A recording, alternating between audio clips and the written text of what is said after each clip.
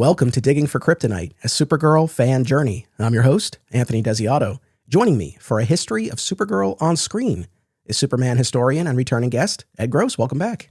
Thank you, Anthony. Happy to be here. Ed, you have a book coming out on Supergirl herself, yeah? Yeah, I've been doing a series of books called Krypton Talk, and it's just an idea of doing smaller books, because I've done enough big books, do smaller books that focus on certain aspects. And this one is called Krypton Talk, Women of Tomorrow. And with the help of some other writers, we cover her history, basically, from comics to the new movie. So it's should be fun, I hope. And when can people expect that? Do we have a date yet? I'm hoping the plan is to debut it at Superman Celebration in June. That's the plan. So if all goes well, and if life lets me, I will have it out in time for that. Right on. All right. So while we're plugging, you mentioned your big books. So in the past, you talked to us about Superman, the Definitive History, which now is getting an update.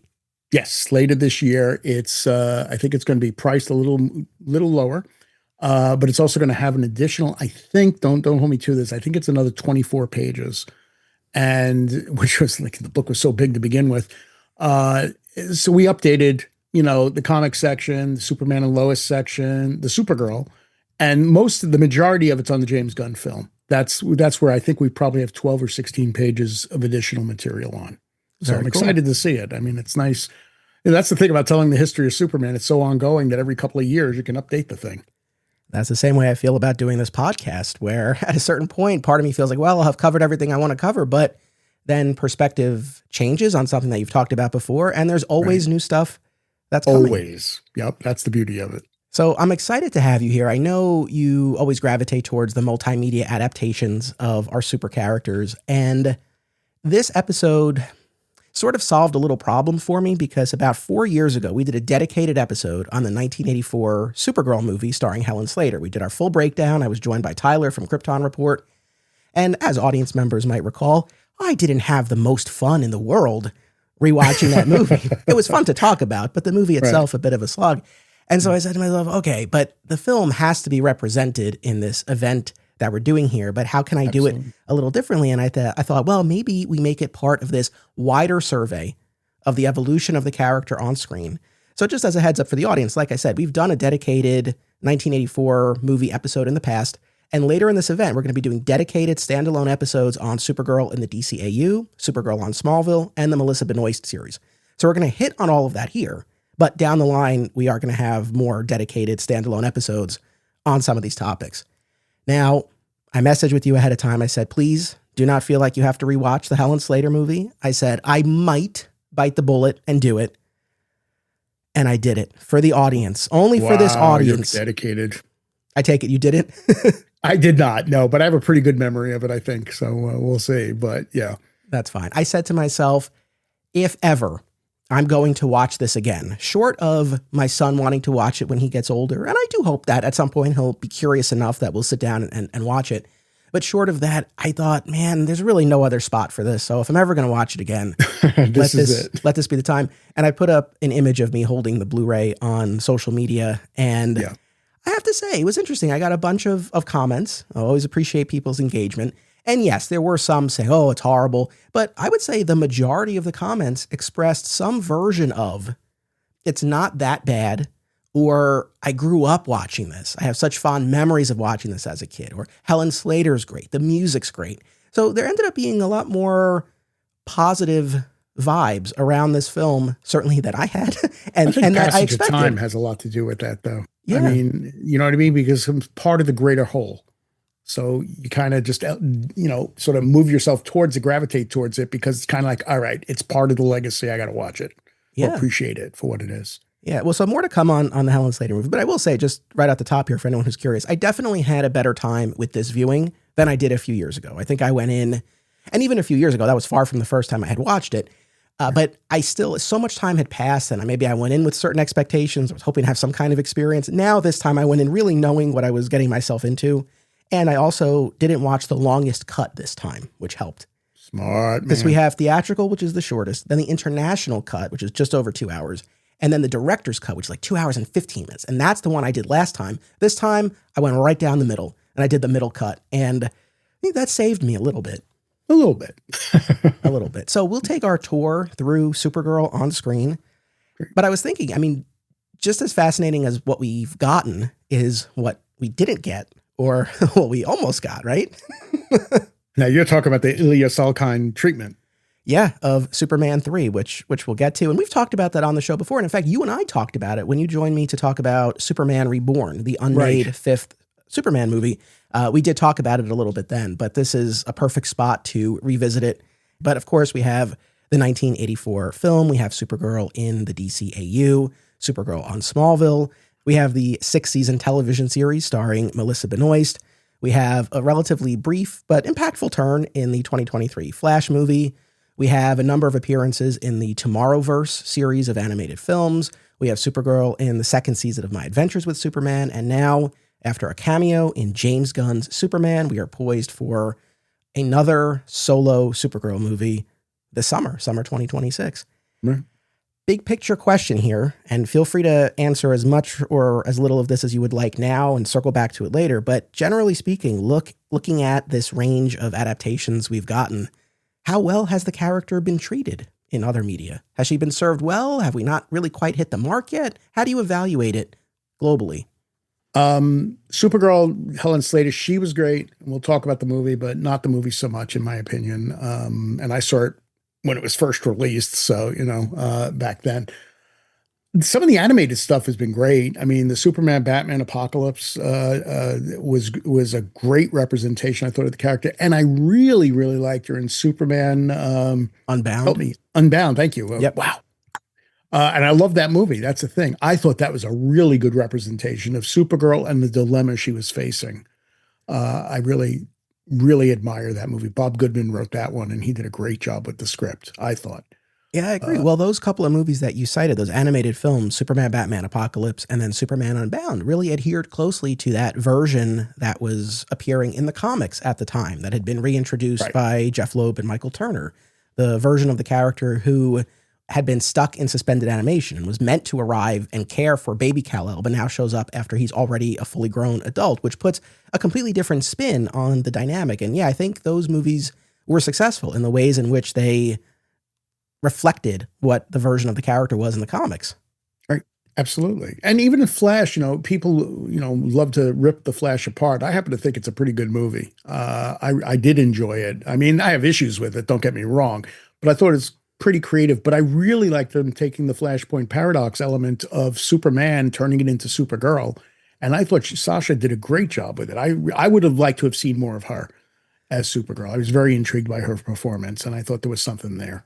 So I was less enamored with the film than you were, but she was a bright spot. And I'll always have a lot of admiration for her because they just stuck her into that press cycle. And she, in a lot of ways, had to be the face of that movie because the actual star of the film was like a menace to society. And so she had to be out here speaking for the film while the entire cinematic universe was in this state of flux. And she's being hit with these questions about her future that she can't answer. Right. So she really had to carry a lot. And I hope in some way, shape, or form, the movie gods reward her because I feel like a lot was asked of her on screen, sure, but especially in that press tour. Oh, absolutely. I mean, yeah, you're absolutely right. There was and everyone, it was a movie that was dead on arrival anyway. I mean, it did nothing. And that's unfortunate because I do think it deserved to do better than it did. But again, that's just, I know I'm in the minority there. But she was great. I mean, I thought she did a really good turn in it, and even Millie Alcock in the brief bit we saw her in Superman, I liked her. I think I was intrigued in knowing the story of Woman of Tomorrow. I just have great visions of what that movie could be, and I hope it doesn't disappoint. I'm with you, man. I'm with you. We'll revisit this in a few months and we'll see what we have to say then. But no, I'm with you.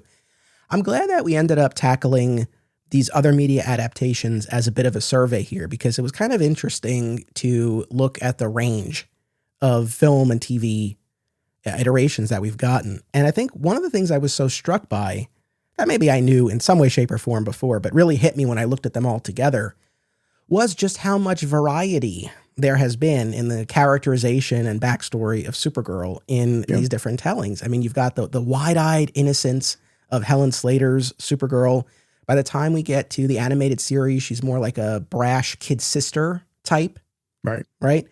When we're in Smallville territory, that, not unlike those couple of animated films we singled out, really did adhere to the comic book, the then current version of the comic book character. I think the show didn't quite know what to do with her, but she really represented that Kryptonian perspective in contrast to Clark's human upbringing. Right. Now, as we move forward in time, you mentioned the Flash movie, and I know clearly this worked for you more than it did for me. The fact that they just took the Flashpoint Superman story and transferred it to her, not my favorite thing in the world. Similarly, and we're going to have a lot more to say on the Melissa Benoist series, but the biggest issue I think that I had with it, as much as I did enjoy so much of it, was that it took a lot of Superman's backstory, job, supporting cast, villains, and glom them on to Supergirl. Right. And then even more recently, of course, we had the My Adventures with Superman, where she's this pawn of Brainiac. So we have sort of yet another spin on this, where I wasn't quite as into that iteration as I think some other fans and audience members were. So big picture, it's like, yeah, I feel like there's been a lot less consistency in these depictions. And arguably for any of these characters, especially those who've been around for decades, you're going to get different spins all the time. But I feel like with Supergirl in particular, we have not had as consistent a through line in terms of characterization.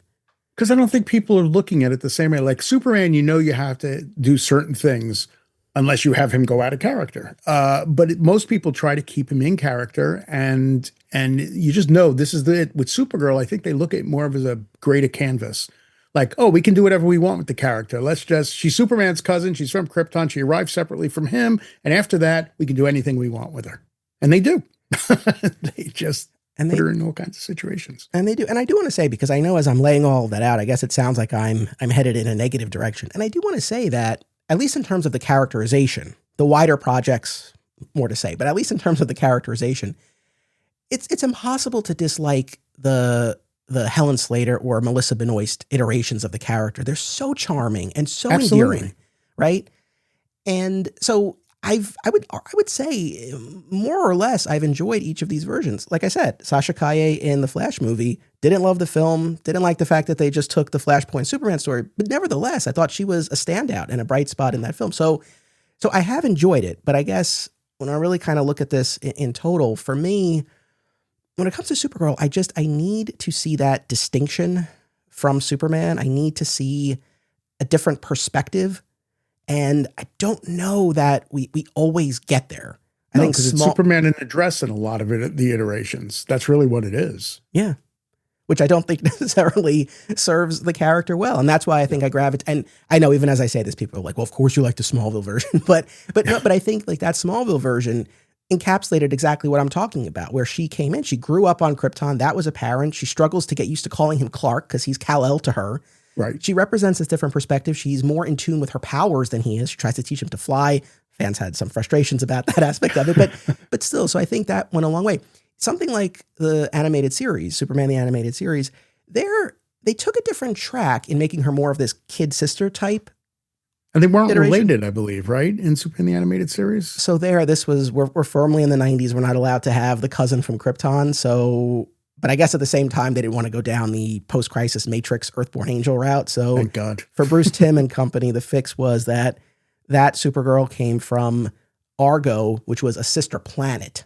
Right. So they were like cousins, but not technically literally cousins. But there they played up the little sister, so at least that was different. So I think that's at the most fundamental level, kind of what I'm looking for is that difference in perspective. And unfortunately, some of these tellings that we're looking at, even while I do find enjoyment, they don't totally rise to what I'm looking for because they don't quite capture that. I think the new one will. I mean, yes. Certainly if that's your criteria, then we should certainly get that in this Supergirl movie. Yes.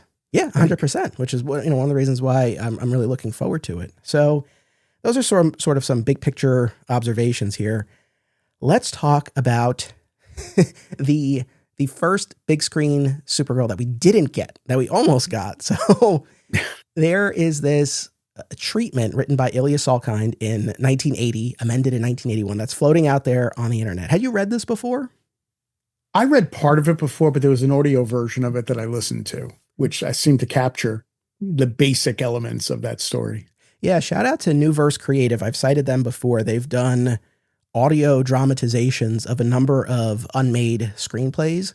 And it's always helpful just to hear it brought to life. I mean, it's fun to read the screenplay. That's its own exercise, and that can be valuable. But it's also cool to just sort of hear it performed.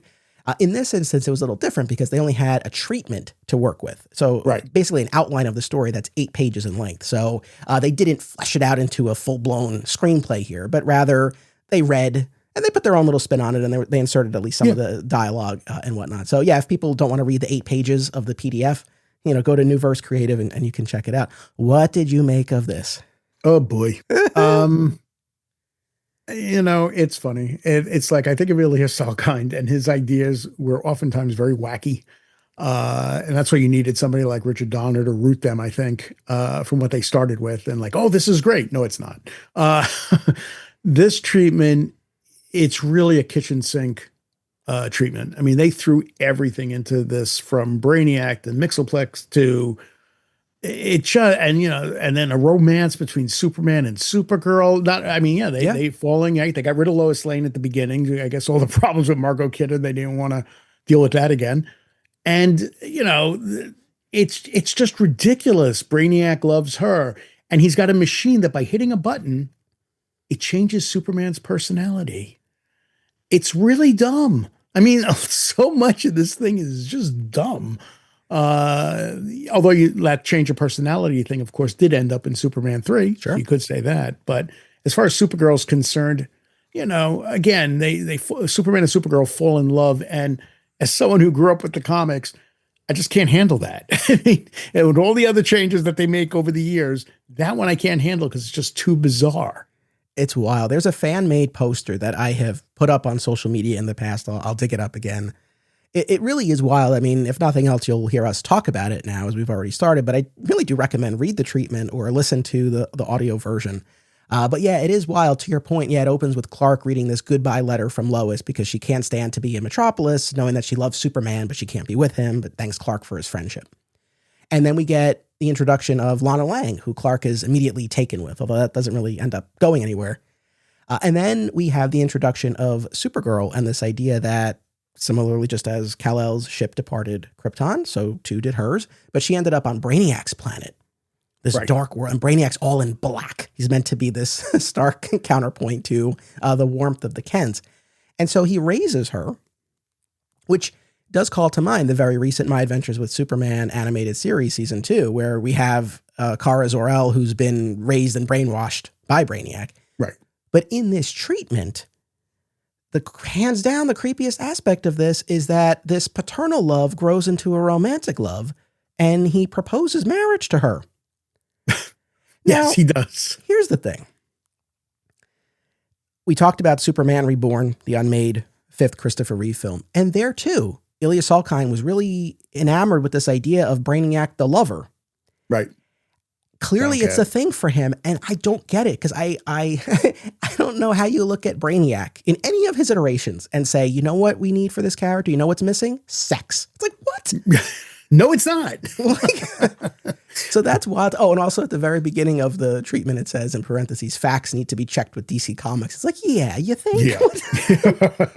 There's no way DC was going to allow this stuff to go. But I mean, I don't want to be a jerk or be too flip. And what I will say, in fairness, is that truly this was not a fully developed screenplay. This is a treatment, an outline. So there's a lot that's just sort of dropped in there and glossed over, and presumably, who knows what would have actually made it into the finished screenplay, or at least if it did, it would have been fleshed out. But I don't think there's any amount of fleshing out that would have made that weird incest angle appealing in any way. Like, it was such a weird choice, man.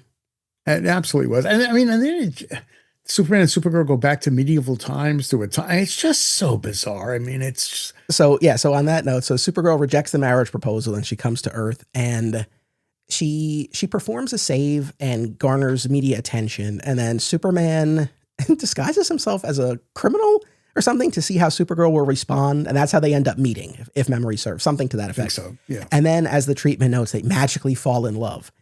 And they have a discussion about how they're not related. Thanks at least for that. I mean, so, okay. I'm going to play devil's advocate here a little bit. Uh-oh. Personally, do I like the idea of a romance between Superman and Supergirl, even when it's explicitly stated that they're not related? No, I don't. And I feel like that's so at odds with, even then, it would have been decades worth of comic book material. So I think it's a misfire from the jump. However, this is the devil's advocate part.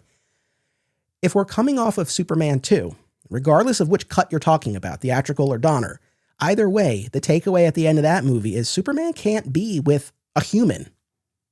He can't have a romance with a human woman. So the notion that then, well, okay, what is left?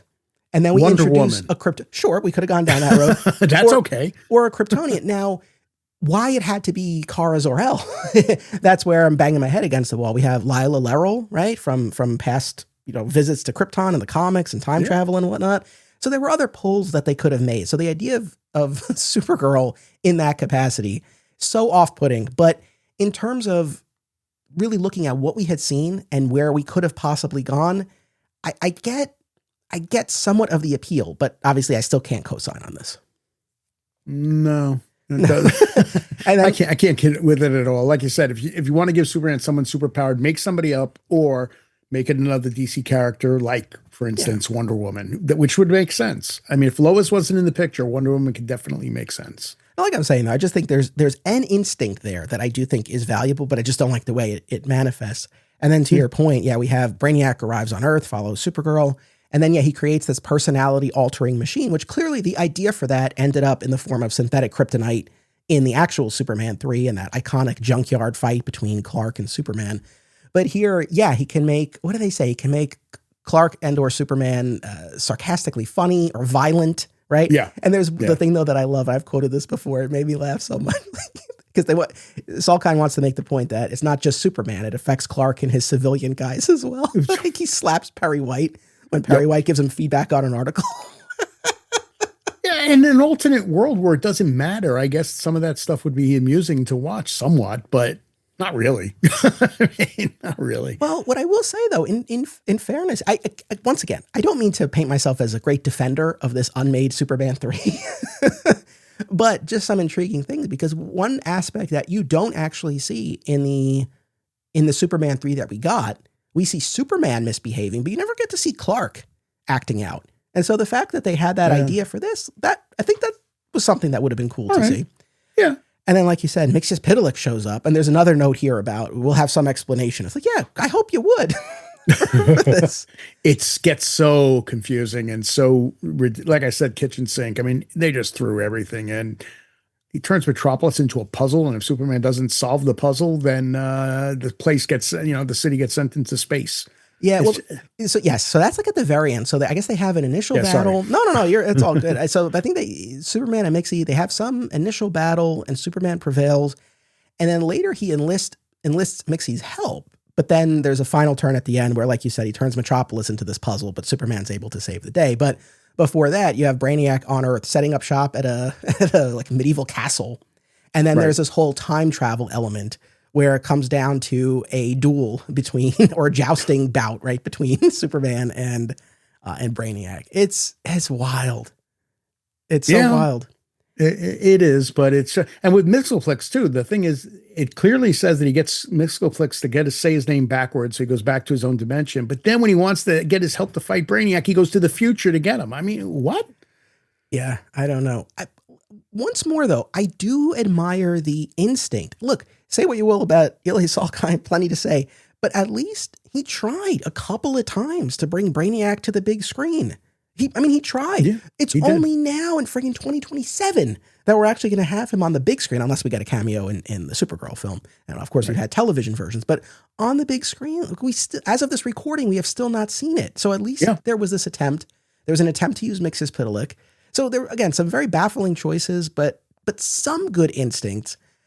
I think I know my answer here. You're content with the Superman 3 and Supergirl movies we got, as opposed to this.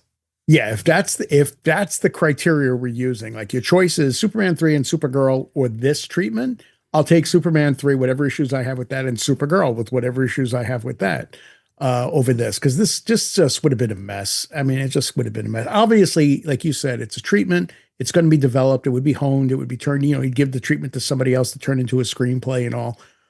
So I get all that, but it's just, there's so many bad things in this script, in this treatment, that no, I don't want somebody to bring it to life. So I'm glad we did not get this. Yeah. I mean, I guess ultimately I agree. I think that if some aspects of this could have been tweaked or smoothed out, maybe I'd be a little bit more agreeable to it. But if it's really a matter of what we see here in the treatment versus the films we got, I guess I would keep the films that we ended up with. And like we're saying, certain elements did carry over. Lana Lang was in Superman 3. Right. We did have this personality shift in the actual film. It was because of the synthetic kryptonite. And though they didn't name it Brainiac, we did have a giant supercomputer at the end of Superman 3. So there were aspects that carried over. It also had in this treatment, had Lana, he's meeting her for the first time. Right. At the Daily Planet, the new ace reporter replacing Lois Lane is Lana Lang. What a coinky dink. Well, they hadn't checked their facts yet with DC Comics, so. That's right. They weren't sure. That's right. So yeah, that's the original treatment for the unmade Superman 3. And then, of course, in 1984, we would get in 1983, we would get Superman 3. And then in 1984, the Helen Slater Supergirl movie. Now, you already said it, so I'm not dating you here because I wasn't alive yet when that movie came out. But many weren't. What is your recollection of that film coming out and first going to see it and your initial reactions? Like, to take me through it. Well, I mean, at that point, first of all, I'd already had my disappointment with Superman 3. I mean, there was a lot of that movie because, I really loved 1 and 2. And then 3 just was very disappointing to me in a lot of ways. Still good stuff in it. And it's Christopher Reeve, right? So I was still pretty charged. And again, the idea of a Supergirl movie coming out, I was very excited by it because I was hoping that, as always, you got the S. I want to see it. I hope it's great. Now, the funny thing is, back then, when that movie was coming out, I was working at United Artists Theaters in their advertising department. And we had a screening room in the building. And we had, because we were working out deals, we had something going with TriStar. And TriStar released the film. We had a print of Supergirl before it came out to the theaters. So I saw it in the screening room. And I went in there all excited, like, oh my God, I'm seeing a new Superman thing. And the Jerry Goldsmith score is great and all that stuff. And Helen Slater looked great and all the photos and stuff that we had seen. I was very excited to see it. But as I was watching it, it just did not come to life for me. I mean, there's some great stuff in it. I mean, she's so wonderful as Supergirl. She really is.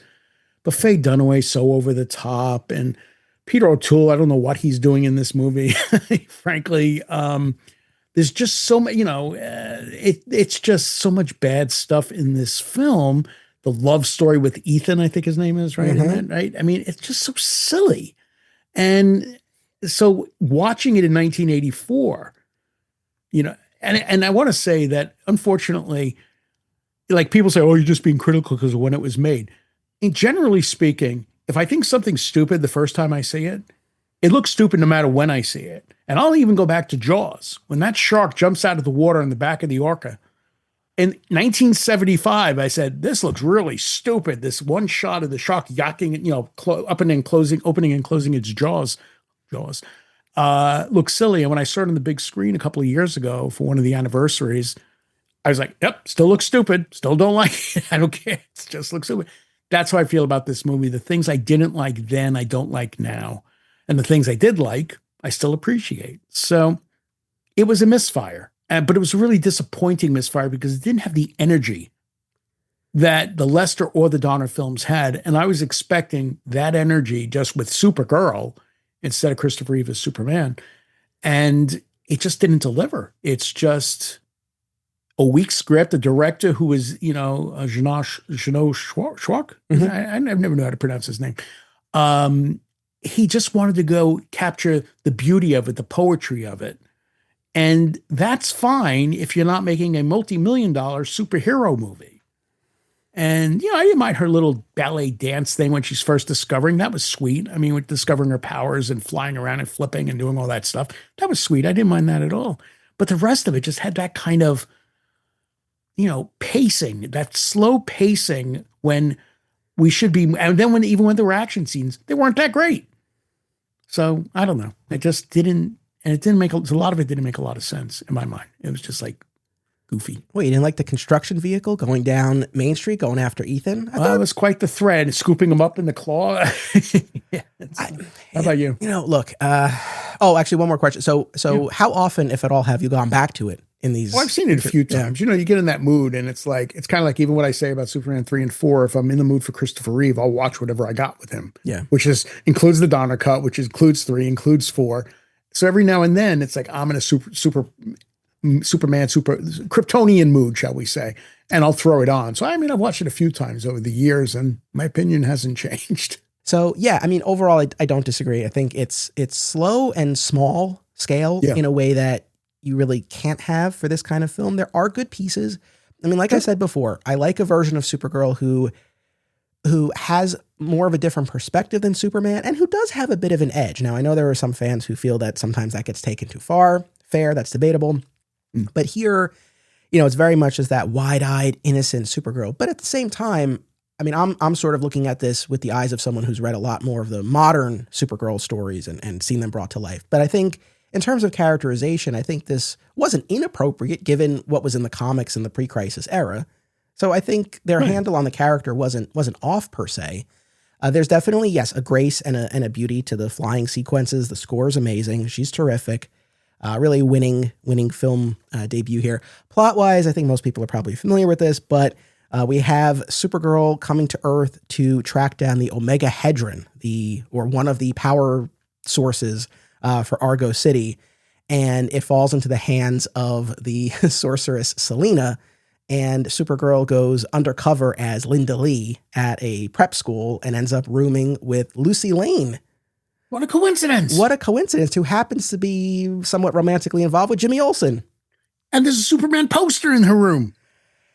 It's one of those things, and this is, far from an original thought here, but you wonder how this film would be viewed in retrospect or how often it would be revisited had you gotten a Christopher Reeve cameo, however fleeting it might have been.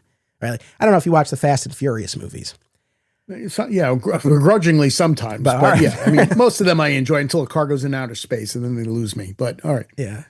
Audience members might not think that the Fast and Furious movies would be in my wheelhouse, but I am a fan. But the third film, Tokyo Drift, actually was well received. But I think what has really elevated that in the mythology of that film series is, spoiler alert, that after not appearing in the entire film or the previous film, you get a cameo from Vin Diesel at the very end of it. And it's like, oh, Dom's back, like we're off. And then the film series kept going and is still going as of this recording. So yeah, it's like, a weird comparison to me, but like you wonder how we would be talking about this. Maybe not vastly differently, but I do feel like it would occupy somewhat of a different place if you had actually gotten to see Christopher Reeve have some interaction, however brief, as opposed to being merely relegated to that poster. When I interviewed Chris O'Dell, who wrote the screenplay for Supergirl, and he told me all about the fact that it was supposed to start with Superman, going into space, getting injured, and having to go to the planet of healers. And because he was going to be away from Earth, they sent Supergirl in his place to take over. And then they would have connected later on at some point after he healed, basically. So he told me that Superman actually was supposed to have, it was a cameo. Christopher Reeve did not want to do another Superman movie. But somebody said to him that if you get Sal Kynes to sign off on him directing the film, he'd do it and he'd appear in it. And then, it never happened. They just wouldn't do it. And then he decided he wanted to be involved in it at all. And he wanted to get paid apparently as much as he had gotten for like Superman 3 to do a cameo. So, there was a lot going on there, but it could have had Superman, but it just didn't. Gotcha. Yeah, I do feel like there are some good pieces, a number that we've already highlighted here. Look, the fact that all this business with her going undercover as Linda Lee, the actress playing Lucy Lane really feels like she was Margot Kidder's little sister. I really felt like casting was spot on there. And coincidences aside, having Mark McClure there did provide at least some connective tissue to the rest of the film series. But there were just a bunch of weird choices, especially in the setup of this. Like the fact that we start on Argo City, we're never given an explanation as to how Argo City survived the destruction of the planet Krypton. Right. There's talk of Superman being on Earth. And as the film progresses, like clearly Kara knows that Kal-El is Superman, is her cousin, and that he goes by Clark Kent on this world. But it's never shown or explained that they're, for example, viewing events on Earth, and that's how she's up Right. on all of this. She could have been watching clips from 1 and 2, or even 1, 2, and 3, just to get an idea of who he was. It's also so odd to me that we have Zor-El and Allura, and I feel like it's not odd that we have them. That's great. That's fitting. We could have stopped there. I don't really understand the insertion of yet a third figure in the form of Zoltar, this Kryptonian scientist. It's like, you could have just, if you wanted Peter O'Toole, he could have just played Zor-El. Right. They were trying to go, I think, the Lex Luthor, Jor-El way with Marlon Brando, Gene Hackman, obviously strike that, reverse it, in terms of the actors. And that's what they were probably doing. Oh, let's get Peter O'Toole, man. Let's see what we can get with him. Yeah. But it's just weird because you have that initial interaction. And then, of course, they reunite Supergirl and Zoltar in the Phantom Zone later on in the film. And I can't help but think to myself, man, would this not have been more impactful if it had been her father as opposed to this third figure who we inserted? It's also interesting to me, too, that in a departure from the comics continuity, it's like Argo's not destroyed. Argo's in danger, right? But it needs the Omega head to save it, basically. But she does. And it's like she goes back at the end, and Argo City's fine. Again, I was just kind of curious. Does she, like, lift up out of the ocean or go into the ocean with it, and that's how she ends up back at Argo? I just never understood it. Yeah. Also, and so all the stuff with her undercover at the school, I'm fine with it. And I think those scenes with Linda Lee and Lucy, they play well. Obviously, we get crazy product placement at Popeyes. But what's weird to me is they put such a ticking clock on Argo's survival at the beginning of it. It's like they can only survive maybe a few days without the Omega Hedron. It's like, and she's out there ballet dancing in the sky and taking her sweet time. Yeah, it's like, why would we have her? And it wouldn't have taken much. It's like if she just had more of a clock or something. Or I say to myself too, I don't know, maybe we needed the MacGuffin of the Omega Hedron. But part of me is like, we could have gone the Little Mermaid route where it's like, she just wants to go to Earth. She just wants to experience the life that her cousin has. There you go. That could have been it. And then it tracks a lot more, like why she would be going undercover or going to school. They go through hoops to convolute things when they shouldn't. I mean, this is going to be the stupidest comparison in the world, but it reminds me of is the James Bond movie, You Only Live Twice. They spent a quarter of the movie turning James Bond Japanese, making Sean Connery Japanese. And after he does it, first of all, it doesn't work. I mean, it looks stupid. But second of all, they drop it right away. It's just like, all this time is spent making him Japanese and it means nothing. Setting up all this stuff with Supergirl Okara in doing all this stuff, the civilian stuff, shall we say, ultimately means nothing. It just detracts from the story, the main story, with everything else going on, and just makes the movie feel longer. As good as some of those scenes are, it still makes the movie, all told, it makes the movie just too long. Yeah. I mean, I will say when she first arrives, or a little bit later on at night, and she's accosted by those two jerks, right? And she tosses them around. That definitely stood out. And then Jeff Loeb and Michael Turner would do a version of that in their Superman, Batman, Supergirl arc as well. So yeah, there's some good stuff, but some very baffling choices here. Yes. And as far as Faye Dunaway here as our sorceress, Selena, and Ethan, our hunky gardener, who just becomes the focal point of so much of the proceedings. I will say, though, I did quite like Bianca, Selena's second in command. She had Brenda Vaccaro, is that? Yeah, I believe so. And she had a couple of lines where I was like, oh man, like she really got me. I wish that we could have leaned into that a little bit more. I mean, look, the audience knows the idea of a magic-based villain generally isn't going to light my fire, but I guess I appreciate them trying to do a different kind of villain after. It wasn't Lex Luthor again, or Ross Webster, so at least it was something different. Yeah, so at least there's that. And it's funny, and I know I talked about this 4 years ago when we did our episode. If there's one thing I think that I really remembered from watching this movie as a little kid, it was when she's in the Phantom Zone and she gets stuck in that tar, basically. I was thinking about that before. Yeah, it's like oil or tar or whatever it is, but it's dumb. Yeah, but that just always, that always stood with me. And hey, credit where credit's due. I mean, correct me if I'm wrong, but I do believe, right, that was the first live action depiction of the inside of the Phantom Zone. Yeah. Yeah, it was. You're absolutely right. Yeah. And they really set so we give them that. Well, let's give them that. And they set the template because the whole idea of it being a desert or caves is like basically what we've continued to see. Like Smallville and Supergirl. So that's the thing. Yeah, absolutely. What else about this movie can we say? Nothing. Okay. I don't know. I mean, it's just, look, am I happy that it's part of the collection, so to speak, of the library? Yes. It just wasn't good. And, and that's going to happen, but it's kind of like my feeling on I'm bringing up Bond again. You get the end of a bad Bond movie and you just kind of go, we'll get it right next time. And you don't hold it against them. You just hope it gets better. And that's kind of how I felt about Supergirl. And the problem, though, unfortunately, is that for whatever reason, because it was a female character, I don't know, because we were deep into this film series that was already sputtering after Superman 3 and would continue with Superman 4. But it's like Superman has continued to have big screen interpretations, but Supergirl hasn't until now. Right. So it's one of those things where it's unfortunate that, I wish we could just look at this and say, oh, yeah, man, this one was a bit of a misfire. But, they took another stab at it a decade later. We didn't. Yeah, but you also realize time changed. I mean, this movie was 1984. You get into the 90s, we've already had Terminator movies, especially T2, which, with Linda Hamilton just buffing up as Sarah Connor. True. On TV, you had Buffy the Vampire Slayer and Dark Angel, and all of a sudden these action heroines were the big thing, and no longer this aberration. It was like, let's put a woman kicking ass and let's, firing guns. And I wonder if a different era would have resulted in a different Supergirl than it was in 1984. Yeah. But like I said at the top, I really am happy that so many of our audience members seem to find some value in this film and have nostalgia for it. And like I said, I watched it as a kid, but it just didn't really cement with me the way that, maybe Superman 2 did. I think of all the films in that series, I think Superman 2 was the one that just sort of made the biggest impression on me and that I kind of look back with the most fondness for, just based on those childhood memories. But it's funny because, like I said, I'm glad people like it, and I never want to take away from anyone's enjoyment. And look, very recently on this podcast, I extolled the virtues of the Shaq Steel movie, which is one of those things. Like, I do have more childhood. Even the director hates it. I have more childhood nostalgia for that.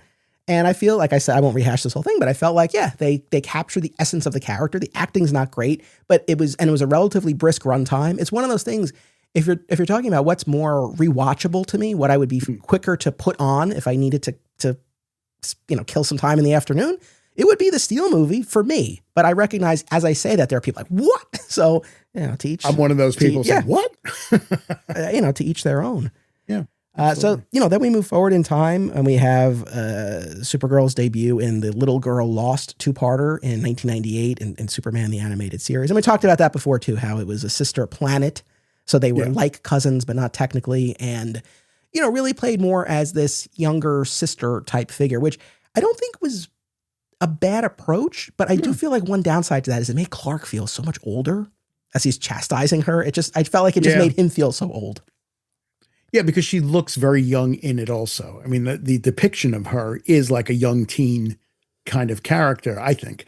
And so it definitely doesn't make him look good. It does the problem is it makes him look like an old stiff and boring and like your dad's superhero, as they say, right? Because he's scolding this girl like Ward Cleaver on Leave It to Beaver or something, just trying to extol morals on her. Yeah. So I don't know that was the best in terms of the way it made Clark look, but overall, I definitely have affection for the animated series iteration and the look. This was a deviation from the way the character had been portrayed visually in the comics. This white like tube top and the gloves, and then they would follow that look in the comics during the back part of the Peter David run.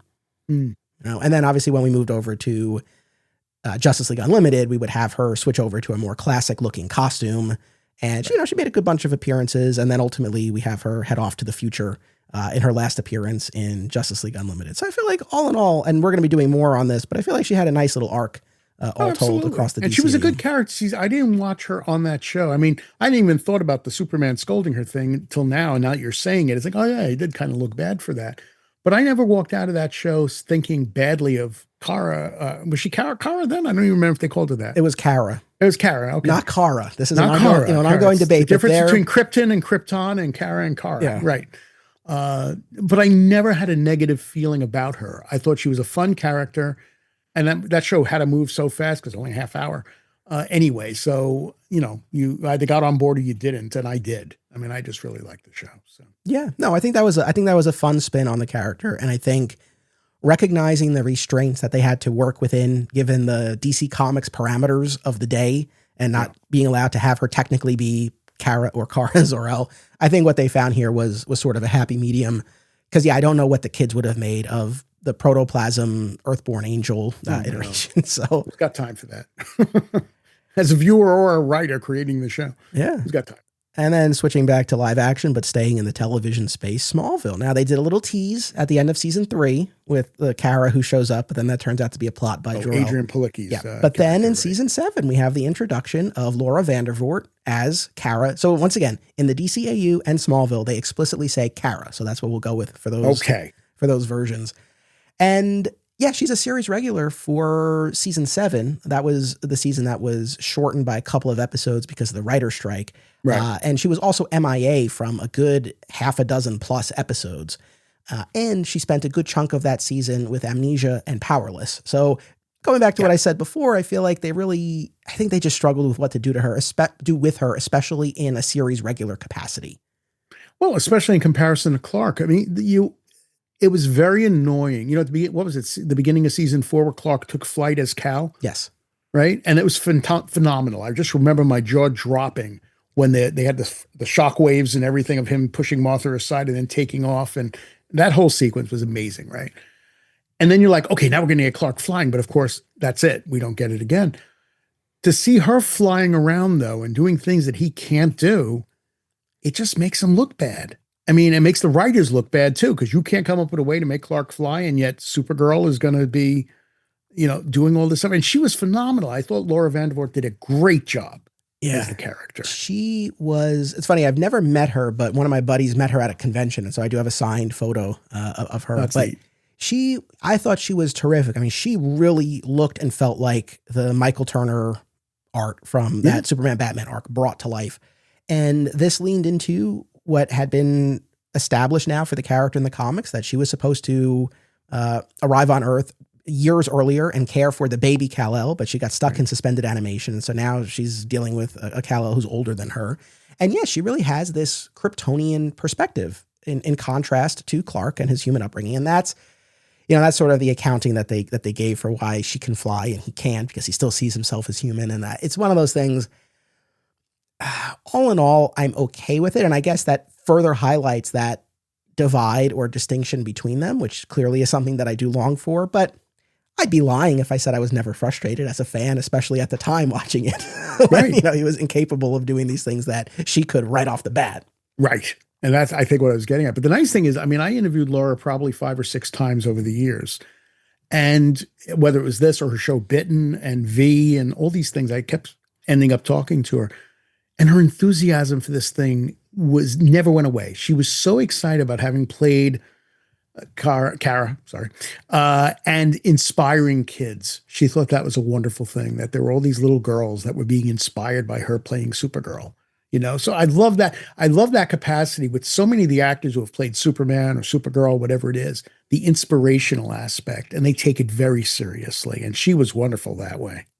Yeah, absolutely. And she's been on Talkville and has talked about her experience. And obviously this was earlier in her career, and she was thrust into this machine that had been going now for 7 seasons.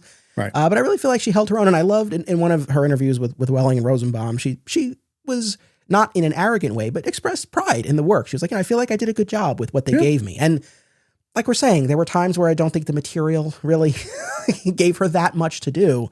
Right. But I thought she did a great job with it and really brought to life that specific version that I had really grown accustomed to in the comics. I mean, this has been and will continue to be a part of these episodes that we're doing here, but it's like, yes, I grew up with the post-crisis Matrix Earthborn Angel version of the character, but I think even then I sort of always saw that as like its own thing. But when Loeb and Turner reintroduced the Kara Zor-El iteration, the cousin from Krypton, it just kind of clicked. And so to then see that iteration brought to life in the show was really cool. Oh, absolutely. I mean, it's kind of like you brought up the thing about the material, like she had to deal with the material she was given. And it like you and I have spoken before about the Snyderverse, and I like it. You like the Snyderverse. We both like it. I have issues with it. And I don't know if Henry Cavill was necessarily well served with the material he was given to play as Superman per se. So there's an actor though, who is great as the character, but had to work with the material that he was given, which is why I think I had such a positive reaction to. And I'm not saying David Gordon Sweat's better than Henry or Henry sucks or David sucks, but when I watched James Gunn's Superman, I did feel uplifted again when I walked out of that movie. Whatever you think of the movie itself, I do think that it was an uplifting, positive feeling. So there's an actor who's given the right material to play and did very well with it. And I think that's how Laura was too. She was given some great stuff and she was given some not so great stuff. So yeah. And look, for better or worse, it opened up this whole pocket of the Kryptonian family dynamics, the tension between Zor-El and Jor-El, and Zor-El having designs on Lara. And then we get both Zor-El and Lara recreated as clones. Mileage will vary on that, but I do think that her introduction at that point in the show's history, it did make sense because we had, at this point in the show's run, Jonathan Kent had passed away. And then at the end of the previous season, Martha Kent moved away to be a senator in DC. So we had now lost that home family unit on the earthly grounding side aspect of Clark. Yeah, on the earthly side. So now to bring in Laura Vandervoort as Cousin Kara, I think it made sense, even if some of the execution, we'll have more to say. I'm going to be joined by Zach from Always Hold On to Smallville. We'll have a great discussion, but my preliminary thought is I feel like Laura and Kara probably would have been better served if the character were just brought in for like a 5 or 6 episode arc, as opposed. I do think they stumbled with trying to find ways to use her over a whole season. And then pulling back on ways of using her because they realized the issues they were creating with Clark. So I think, anyway, that became part of the problem. It's like, all right, we have this character, we got to pull her back so she can't be as involved or as powerful as she is. Yeah. Well, also, I mean, spoiler alert for the end of the season, but in, I think, the third to last episode of the season, Kara's in the kitchen and she collapses and the milk is spilled all around her. It's like, oh my God, like what's going on with her? But then you find out in the season finale that it's been Brainiac posing as her for a good few episodes. And it's like, I forgot about that. I don't think that tracks at all with what we saw in that previous episode. So I think, and like I said, that was during the strike shortened season. I think they were just kind of pulling stuff. Look, there are lots of stuff. I love Smallville, so I'm not going to sit here in this, except for the final episode. Anyway, I love Smallville, but there's a lot of those kinds of things where things don't necessarily track when they decide to address something that happened. You're kind of like, I don't think so. But honestly, in terms of tapping into what resonates with me with respect to the character of Supergirl, and really being that reflection of the comics and the version of the comics character that I really gravitate towards, I hold up Laura Vandervoort probably as my favorite, although the jury's out because I really am intrigued by this new Millie Alcock depiction, and so that might shift as we actually Laura's see the memorable. movie. Yeah, that's the word that I think goes with Laura. She was memorable as Supergirl. Yeah. All right, and then we move further ahead in time, and we have the Melissa Benoist series, which ran for 6 seasons, right? Started on CBS and then moved over to the CW, became part of the Arrowverse, and then ultimately merged with the other Arrowverse Earth after Crisis. Right. Did you watch this all the way through as it was airing? No. Oh, no. I mean, this is my problem. I mean, let's start off the fact that I think I said earlier, she's a great Supergirl. She really is. And there's that word memorable again. She made a memorable Supergirl. There's no question about it. And I thought the first few seasons of that show were really great. I mean, I thought they did a really great job with it. But there's the issue also, like you said earlier, of them doing basically all of Superman's stories. Same thing Smallville did, right? By the time he got to Metropolis, it'd be nothing for him to do because he fought all the guys he would have fought in Metropolis. And I think on this show, they did the same thing with her, and then they brought I don't know if I could jump into this or not. We're bringing Superman in, but there's another issue. And this is kind of where it goes with me. They had to make a point of Clark saying to her, you're a better hero than I ever could be. And if they have a fight, Supergirl beats Superman. And I'm not saying she can't, but they made such a point of it that to me, it took away in a sense because they were so gung-ho on saying, we got to show that she's the leader here. It's her show and she's powerful, that after a while, it's kind of, yeah, but no. And you're going to tell me that Kara has been doing this for a bit of time, is a better hero than Superman? I don't think so. And, but those are the issues I had. Great casting, some great stuff for the first few years. And then it's not fair for me to judge too much of it because I just got tired of those issues I was talking about and I had to tune out. No, okay, I understand. I mean, so my wife and I, we watched every week for most of the show's run, but we did tap out early on into the final season. We made it so far into that show. Wow, you didn't finish. See, I at least tapped out a few seasons earlier, but okay. No, I mean, we made it through Crisis, which was early on in season 5, and then we stuck it out through the end of season 5, though interest was waning by that point. And then we really just made it a little bit into the 6th and final season. I have watched the series finale, but there's a good chunk of episodes in between. The other night, I rewatched the pilot just to kind of get back into the mindset. It's a great pilot. Yeah. So I was really reflecting on this because during the time that this was airing, I wasn't yet podcasting about Superman. And hand in hand with that, I wasn't as dialed into my fandom, especially on the comic book side. It's like, yes, I was watching the Supergirl TV show. I was seeing the Snyder movies, for example, but I wasn't as dialed in. So I think there were things that the whole notion of co-opting the Superman story for Kara, I don't think it jumped out at me as much at the time. But I think now as I look back on it, it's like a perfect example. I mean, so the whole idea that she gets stuck in this instance in the Phantom Zone or in suspended animation, and that's why she shows up after Clark has already grown. Great. Like that's clearly an aspect that resonates with me, and I like to see that. But they have her arrive as what, a 12-year-old and then go to live with the Danvers family. And so, yes, she is distinct from Clark in that she does have some memories of growing up on Krypton, but it's different than her arriving as a later teen and not having those formative adolescent years in an earthly home. I feel like that effect ends up shaping her into much more of a Clark Kent-esque character. Right, very much so. And then we put her initially, yes, as an assistant, but then as a reporter, so same career. And yes, it's Catco instead of the Daily Planet, but the same setup. We take Jimmy Olsen with the spin that I love Makad Brooks, but that's not Jimmy Olsen. I mean, right. Absolutely. That suave confidence, as much as maybe you can argue like, oh, we were just kind of seeing the character years down the line. Wynn always felt way more in that Jimmy Olsen mode, just in terms of that awkwardness and geekiness. So, although I love the Callista Flockhart Cat Grant, like I thought that was a fantastic take on the character. So, like all in all, until we got really deep into the series, I mean, I did enjoy it, and those issues with it co-opting the Superman story didn't really hit me as much as they do now. The biggest problem that I probably ended up having with it was the same problem I had with virtually all of the other Arrowverse shows, was that, well, we saw a lot of themes and plot points kind of repeated across the shows because they had so many episodes. And so we saw a lot of the same things happen in different forms across the series. But we get to the point where it's like everyone on the show is a superhero in the bunker. Yeah. Which was the same thing that happened with The Flash, which was the same thing that happened with Arrow. It was the formula, and I never understood that, why they had to do that on every show. And that's why when I went back and I was rewatching the pilot of Supergirl, it's like, I mean, there's more of a human side to the proceedings here. It's like, yes, we have her sister Alex at the DEO, and we have, initially Henshaw. We don't know. We're going to find out that he's Jean. We don't know that yet in the pilot. Right. But so much of it is the Catco side of things. So I just felt like there was a better balance. And as the show wore on, it just became much like those other Arrowverse shows. And that was probably the biggest hang up that I had, as we move forward through it. So, because you started off with Supergirl. Yeah. But as it evolved, it became, again, that team. And after a while, that whole team dynamic becomes very tiresome because every show does it the same way. Yeah.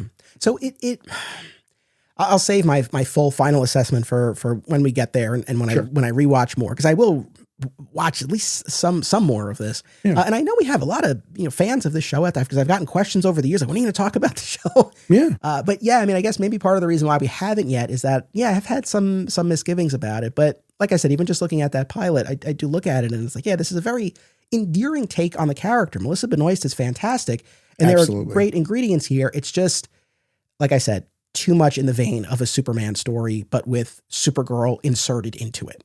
Yes. That's my problem. Yeah. No, we're in agreement there.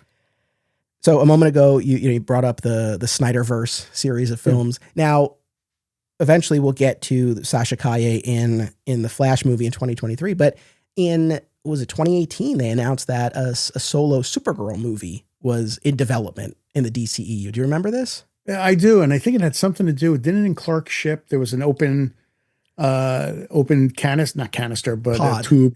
Pod. Okay. Yeah. Yeah. And everyone's saying, oh, that's Supergirl. That was going to be that's Supergirl. So I know there was talk about it, but I mean, it did get some development work. I think there might have even been a script in the works, I think. But it just never took traction. I think because they had so many problems with keeping the Snyderverse going with the DCEU. going because of all the controversy that it was generating with critics and some fans and all that. So I think they just put Supergirl completely aside and then moved on. So the pod business, this comes up a lot where fans have cited that moment where Clark is walking through his ship and he sees the open pod and they're like, oh, that was supposed to be Kara. Right. I'm almost certain Zack Snyder has debunked that. I don't know if he has said explicitly what it was intended to be. We do know in the wake of the Snyder Cut of Justice League, he talked about how he had this idea that like Zeus had been a Kryptonian. There was that whole, I don't know if at all how that would have tied in with the pod. But my understanding is that was not meant to be Supergirl, although I know a lot of people glommed onto that idea. Yeah, but that was certainly the rumor going around. Yeah, the word. Look, that film series was such a mess, that whole cinematic universe, that, I think I'm okay that movie never got off the ground. Yeah. And then we get the 2023 Flash movie, which we already talked about. It's funny because in no way in hell was I going to sit down and rewatch that entire Flash movie. But I wanted to see. So just cut to the part where she comes in. Well, yeah, it was perfect because I went on YouTube and there's a scene pack of all of Supergirl's, and it's so thorough that if she's not in the frame of footage, they cut it.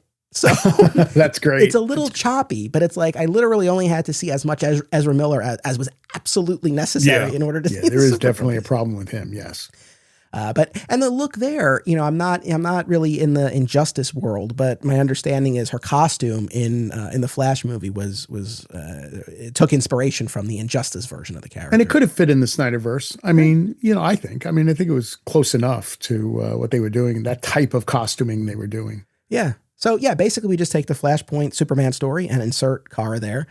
She doesn't have much to do. I mean, it's funny, that whole scene pack, like every frame of footage of her. You know how long that YouTube video was? 12 minutes. 7 minutes. 7 minutes? That's it? 7.5 minutes. Yeah, that was it. Oh my God, I had no idea. I really thought she was in more of it than that, which shows the impression she made that you feel like she's in a lot more of it. Yeah.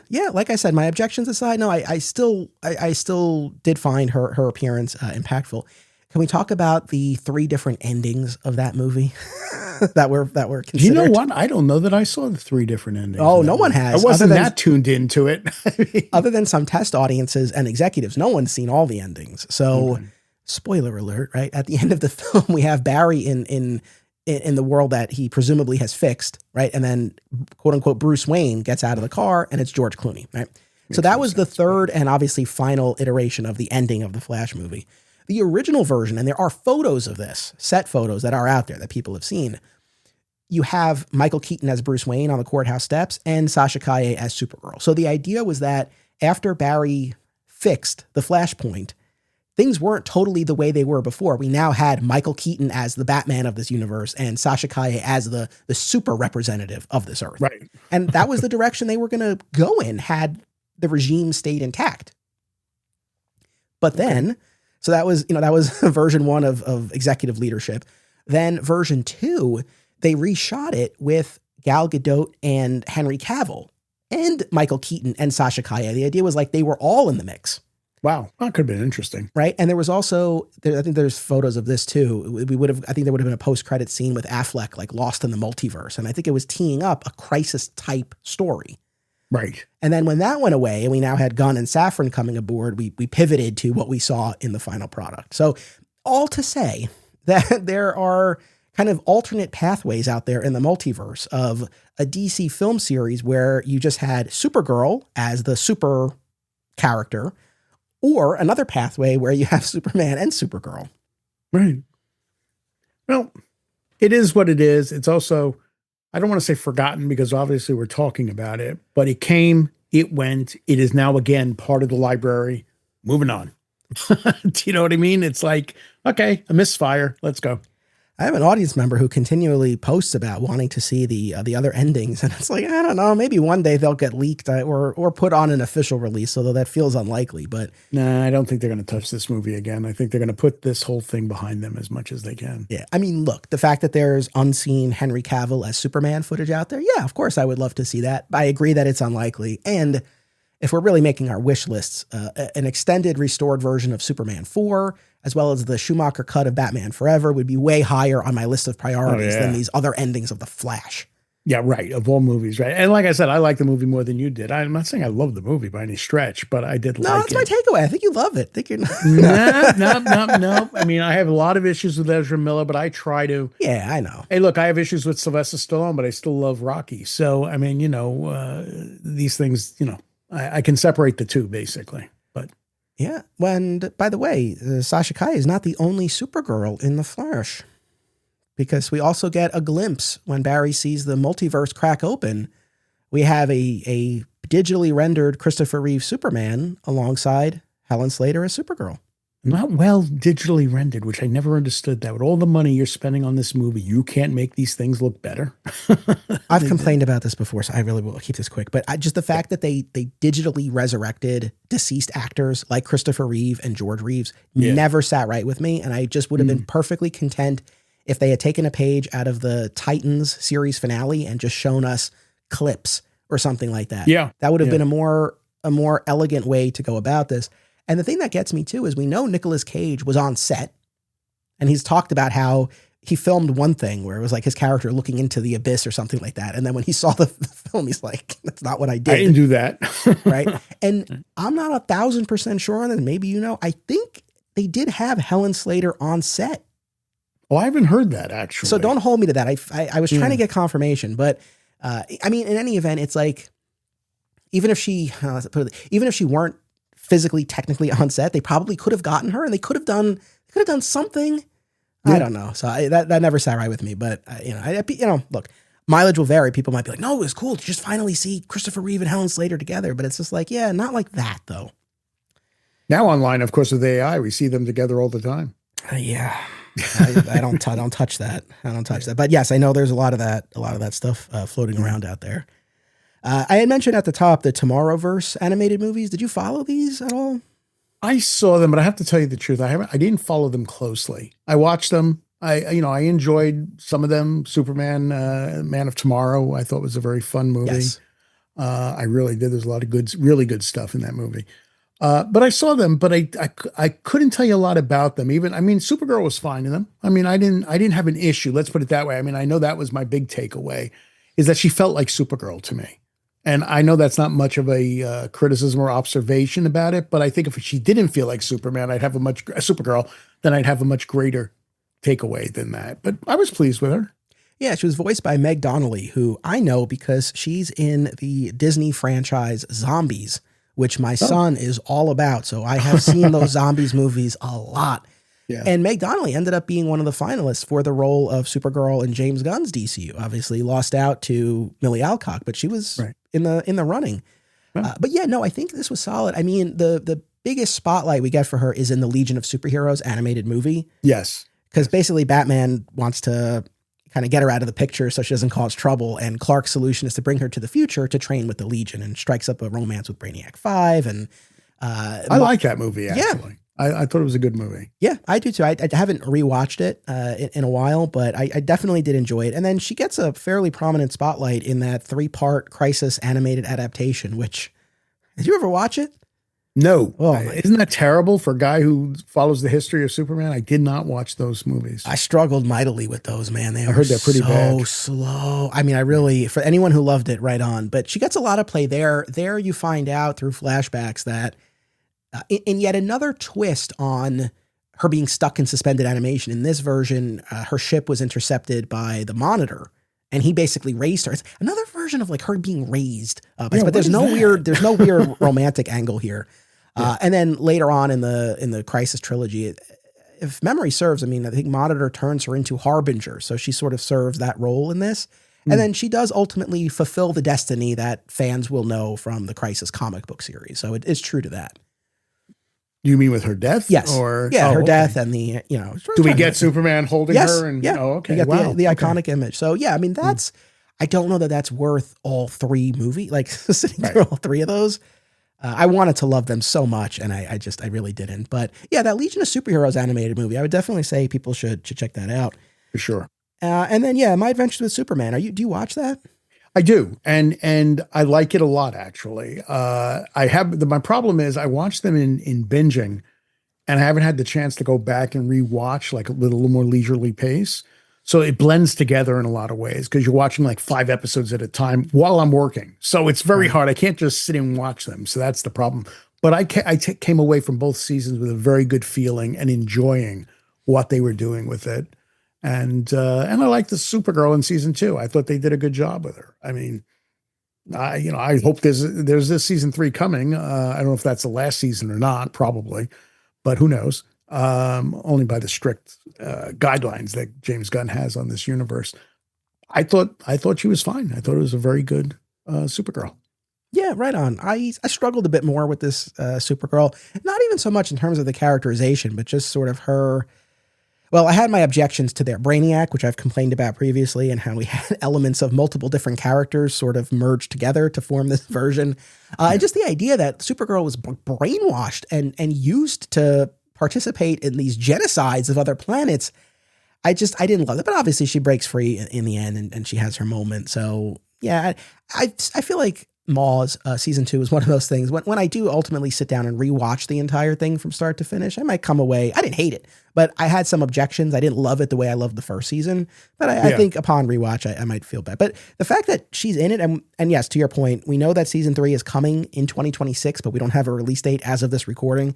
But there was concept art that they showed a while back, but we saw the Con-El Superboy. So, okay, I'm intrigued and I love the more that they can pull in. I'm there for it. I think the writing is usually very good on this show. I mean, the writers really seem to care and get the characters for the most part, which is what I really enjoy. Yeah. Mm-hmm. And now we have Millie Alcock, who made her 1-minute cameo in the 2025 film, stumbling in to retrieve Crypto. Because, we're told throughout the movie that it's not really his dog. It's more of a foster situation. And so we find out that Crypto is hers and just full on tackles her and is like ragdolling her. And, like I said, stumbling around and Superman explains to the robot that she likes to go to these red sun planets so she can get drunk. And she calls him a bitch, so it's thanks for watching my dog, bitch. Yeah. I mean, this worked for me. I feel like generally this was well received, but I think there's also, maybe a little bit of a sense out there of maybe pushing that edge a little bit too much. I don't know. But for me, we got to give the character somewhere to go. Right. No, absolutely. I mean, like I say, I'm excited they're doing it. I'm excited they're keeping the character alive. And hopefully this will just launch her now and she'll have continuing adventures and become now a real mainstay of the whole thing, which would be wonderful. Yeah. And I said this when we talked about that first teaser trailer, but that whole line about my cousin sees the best in everyone, I see the truth. Yeah. That's a great line. I know a buddy of mine, we were talking off mic. I wasn't a big fan of that, but I like that. I do like that track because I think going back to what I've been saying throughout this whole thing about having some sort of difference in perspective, I think that's a good way to look at it. And it doesn't mean that she has that by extension, then she's overly dark, mean, edgy, whatever you want to call it. But I think there's sort of a realism or a pragmatism to the character. And you want to have in the super family or the wider community of DC heroes, you want to have characters who are going to tackle problems in a different way. And lead to some tension between the characters. I just feel it gives you places to go. So I like that articulation of how she sees things compared to Clark. And you get the contrast at the end of Superman, the Superman film. Just the fact that he's like, oh golly, and all that stuff. And she comes in and says, thanks for watching my dog, bitch. He'd never say something like that. And it's just this contrast visually and in attitude that you see right there, which I think is going to be played up as things go on. Because you would think that what'll happen is she'll evolve through the Supergirl movie, that by the time we see her in Man of Tomorrow, she will be a little tamer, shall we say, than she's coming across, but we'll see. But I still think with a little bit of that brashness or irreverence, I think that goes a long way. So, well, listen, man, thank you so much for joining me for this survey here. Oh, it was great. Always is. I will encourage everyone to check out your website. I'll include the link in the show notes. And then obviously you talked about the forthcoming update of Superman, The Definitive History, and your forthcoming Supergirl book. And I thank you so much. And I look forward to the next time we can chat. Me too. Thank you. Thank you, audience. Always appreciate you tuning in. Make sure you keep coming back. And until then, as always, it's about what you do. It's about action. Support the show and receive exclusive content by becoming a member at patreon.com/Anthony Desiato. Rewards include our DCU spinoff podcast, advanced listens, sponsorship opportunities, and more. My sincere thanks to all patrons. Please rate and review the podcast via your platform of choice, subscribe so that you never miss an episode, and continue the conversation by joining us on social media. By popular demand, Digging for Kryptonite merch is available at our TeePublic store. Visit the link in the show notes to get your DFK shirts, hats, mugs, and more.